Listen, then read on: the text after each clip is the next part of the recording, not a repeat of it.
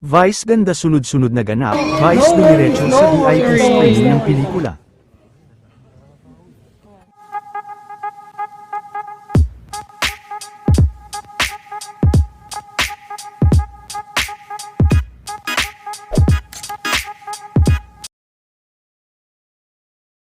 Sunod-sunod nga ang mga ganap ni Vice ganda ngayong araw, dahil matapos nitong dumaan sa Vice Comedy Club kanina para makipag-usap sa mga kaibigan nitong performers, ay dumiretso naman si Vice sa pa-VIP screening nila Mr. Tim Yap, para sa movie nitong The Breadwinner Ace.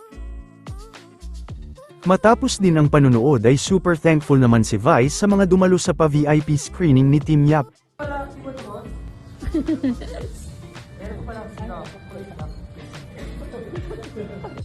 What is expected of them and deliver by during the MMFF Awards. Vice Ganda got a special citation from the jury for her performance in this movie. Ayan, so ako I'm so excited because alam ko yung mapapanood natin tonight is a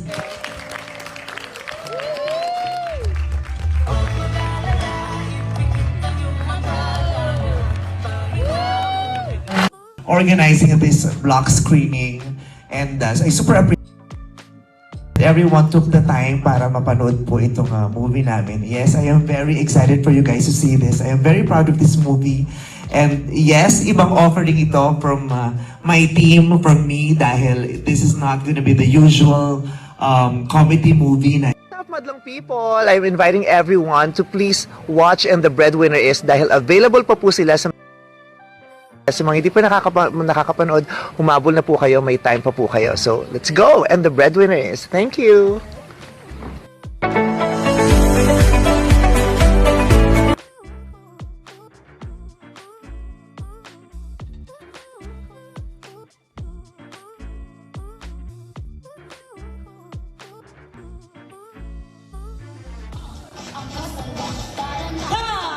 Thank you po.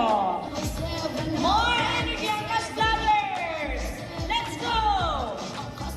Ito naman ang ilan sa mga kaganapan sa party ng ASAP.